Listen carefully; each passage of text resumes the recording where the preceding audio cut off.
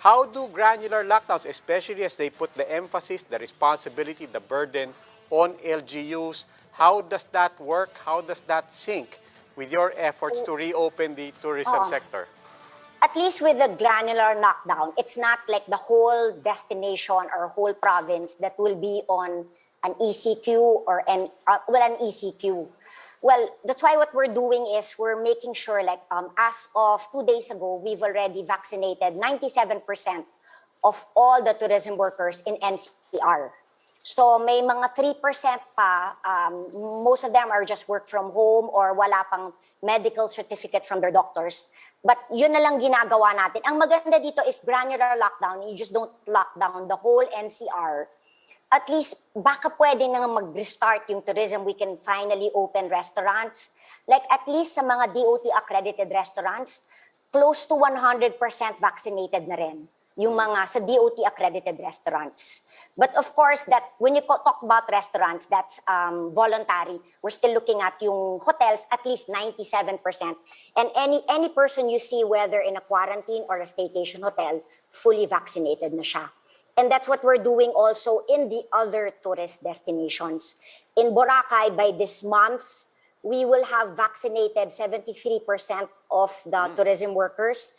Kulang na lang, and then we would have vaccinated na all. Tomorrow, I'm flying to Siargao. We're starting to vaccinate rin sa Siargao. I think they're only targeting about 13,000 tourism workers. We're doing the same for Bohol, Palawan, and, well, kasi Pampanga and Cebu are already in the priority list eh. Yung inuuna ko yung wala sa NCR plus 8. Kasi yun lang yung goal ko para hindi masayang yung ECQ. At least mapabakunahan na natin lahat. Well, magpapasko na, no? Yes. So, I wonder what the outlook is for those in the tourism industry, especially as we gear up for Christmas, in the light of a raging pandemic, no? Brought about by the Delta.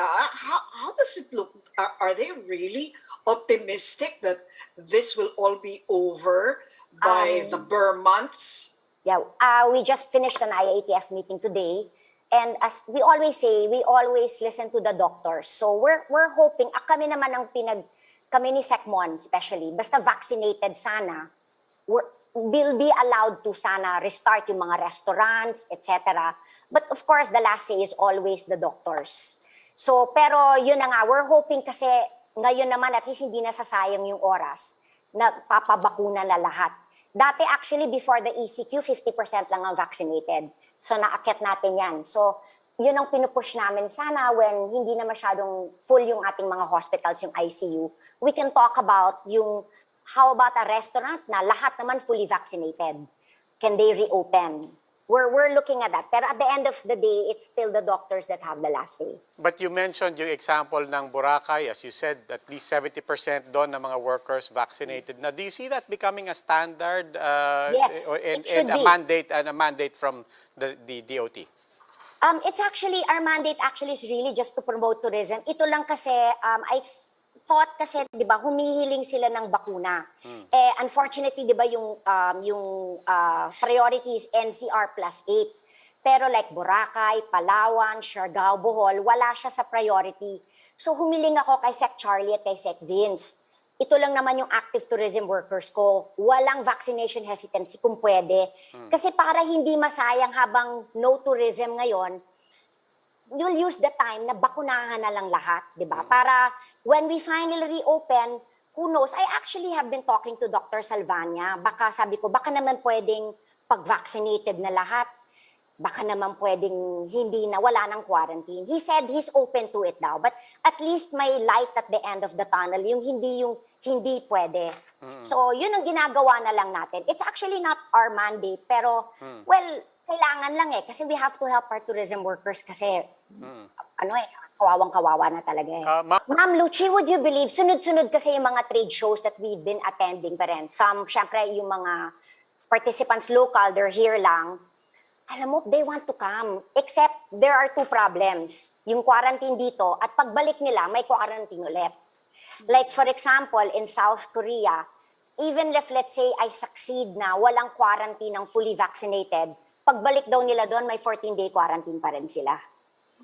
Yon, all over, ganun yung problema. In Australia, New Zealand, it's a 21-day quarantine.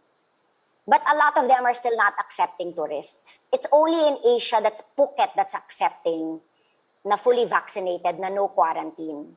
So wala There is muna a kayong marketing. I mean, I'm just curious. Tuloy-tuloy pa rin, top of Ah, mind. Ang hinahanap nila is how safe it is when you are ready to reopen, how safe it is. In fact, I was talking to the head of the WTTC, the World Travel and Tourism Council, a few days ago.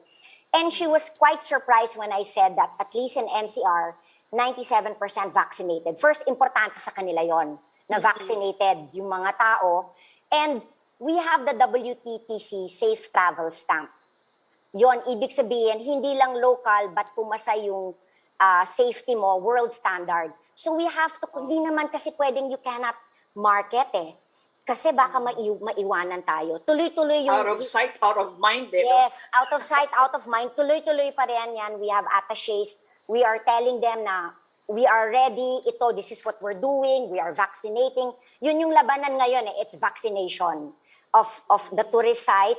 And then we are continuously, yung WTTC, yung worldwide standard, yung mga hotels. Kasi once they have a safe travel stamp, yun ay posted on the WTTC at worldwide yun. So at least we are showing them na hindi pwedeng out of sight, out of mind. In our survey, we've had 2 surveys with the AIM. 96%, they don't care about the beach, they care about health and safety.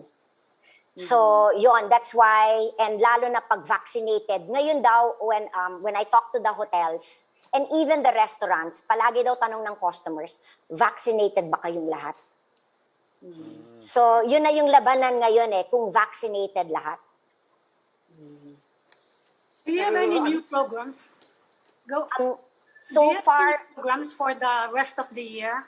Going tuloy-tuloy pa rin yung mga training natin under the new normal. Tuloy-tuloy pa rin yun. Meron nga kami ngayon, it's more, we have trainings on mental health, etc. Kasi ano. So, it's yeah. And then of course, tuloy-tuloy pa rin yung mga, our attaches kasi abroad, slowly may hybrid na naman eh.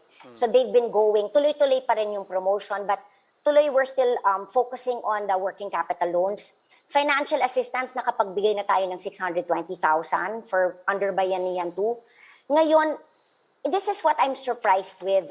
We were giving 5,000 pesos each of financial assistance. Would you believe, mas masaya sila sa bakuna kaysa sa financial assistance? I was quite surprised kasi umikot rin naman ako when we were giving financial assistance. Siyempre, masaya yung tao. Pero when we were going around giving bakuna, umiiyak yung mga tao. It's really such a, for them, they want vaccines. So that's why I always say, huwag nyo nang pilitin yung hesitant. Kasi mas marami naman ang may gusto. With a limited supply, give it to those who want. Kasi I can tell you sa tourism, gusto magpabakuna ng lahat. Yung mga iba naman, pag nakikita nila nagpapabakuna na yung colleagues nila, na FOMO. So nagpapabakuna na rin sila.